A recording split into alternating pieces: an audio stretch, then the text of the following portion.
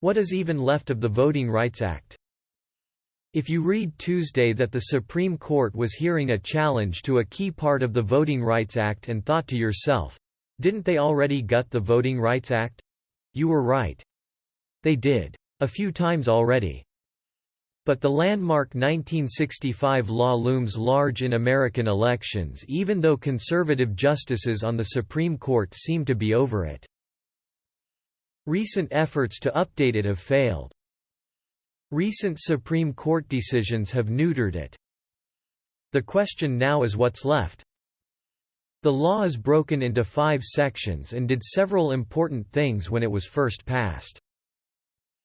Section 1, which is still operable, outlaws barriers to voting like literacy tests, requires the same standards be applied to all voters and bans voter intimidation by state officials. The first gutting of the Voting Rights Act came in 2013, when the court invalidated the system of pre-clearance, which forced states and jurisdictions with a history of racial discrimination and extremely low voter turnout to clear new voting restrictions with either the federal government or a federal court in Washington, D.C. But in the case Shelby County v. Holder, Chief Justice John Roberts noted that the formula for determining which states and locations must pre-clear voting law changes was based on data from 1964, 1968 and 1972. Our country has changed, he wrote, arguing that Congress should come up with a new formula.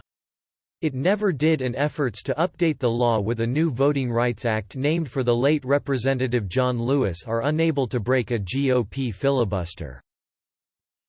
The second gutting of the Voting Rights Act came in 2021. In the case Brnovich v. Democratic National Committee, the Supreme Court upheld provisions of an Arizona law that would throw out ballots cast at the wrong precinct and limited who could collect absentee ballots.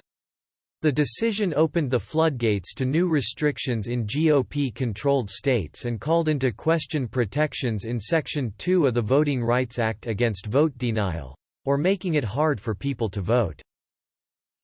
Now the court is looking at appending the Section 2 protection against vote dilution, or making votes meaningless, with a case out of Alabama concerning the state's congressional map. More than a quarter of Alabamians are black, but the map created only a single majority black congressional district out of the state's 7 districts. A federal court ruled the map harmed minority voters, but in a 5-4 ruling, the Supreme Court allowed the map to remain in place while it considers the case. Alabama's Republican Secretary of State has argued that considering race to draw maps that give power to black voters is itself discriminatory. A result favorable to Alabama could let the state draw congressional lines in such a way that no minority voters would ever have a reasonable chance of achieving proportionate influence. A different America. After it was passed in 1965, the Voting Rights Act had an immediate effect and updates to the law were passed periodically, under both Democratic and Republican presidents, until 2006. They added protections for non-English speakers, among other things. The Voting Rights Act was passed at a time when fewer than half of eligible black voters were registered to vote in some southern states. Black Americans overall are still generally less likely than white Americans to vote in both congressional and presidential elections, according to census data, but the gap shrank during the Barack Obama era. Younger black Americans were more likely than younger white Americans to vote in 2008, according to the census data, and in 2012, black Americans turned out at a higher rate than white Americans overall. What's happened since 2013? In elections since then, and since the Supreme Court's 2013 pre-clearance decision, a gap has re-emerged between white voter turnout and black voter turnout, according to a Brennan Center for Justice analysis of census data. It happened in conjunction with a raft of strict voter ID laws passed over last decade that were made possible in part by a 2008 Supreme Court decision. There is research that suggests these laws can reduce turnout in more racially diverse areas and that they also do not affect enough people to alter the outcome of elections. What to make of higher turnout? I talked to Zoltan Hajnal, a University of California at San Diego professor who has studied the effect of voter ID laws. He argued voter turnout alone does not tell the story of access to voting.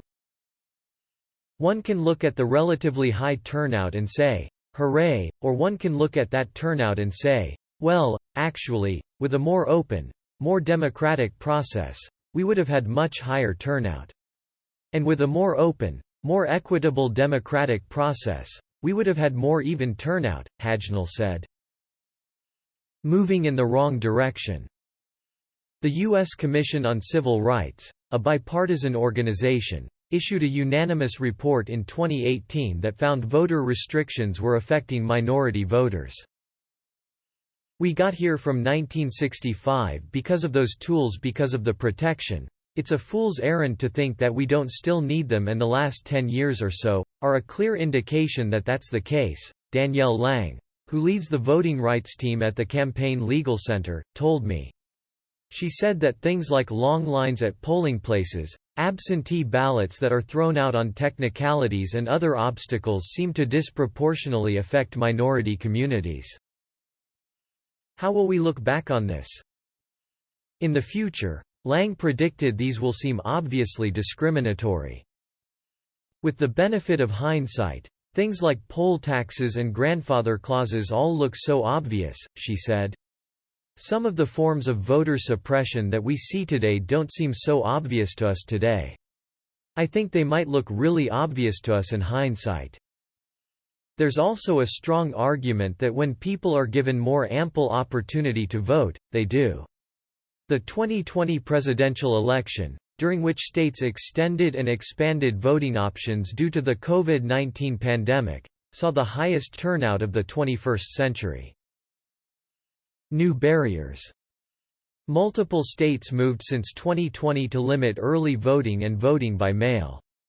Those efforts were led by Republicans, who theoretically stand to gain if fewer people, and fewer minorities, vote. Since 2021, 18 states have passed 34 laws that somehow restrict access to voting, according to an ongoing review by the Brennan Center.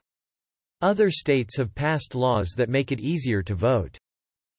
The restrictive laws will affect voters of color more than the general population, according to the Brennan Center. Some of the restrictions seem pretty clearly aimed at black voters, such as restrictions on Sunday voting. Barriers to voting like the literacy tests that existed before the Voting Rights Act will not re-emerge, Yurej Rudensky from the Brennan Center's Democracy Program told me. But he said efforts to limit the influence of communities of color will continue in redistricting and through the creation of barriers like making it more difficult to register to vote or underfunding certain polling places. It really is a whole ecosystem of laws, regulations and decisions that contribute to how fair and free an election is, Rudensky said. The current state of the ecosystem is that the federal laws meant to protect minority votes are being challenged and state laws that have the effect of putting up barriers are being passed.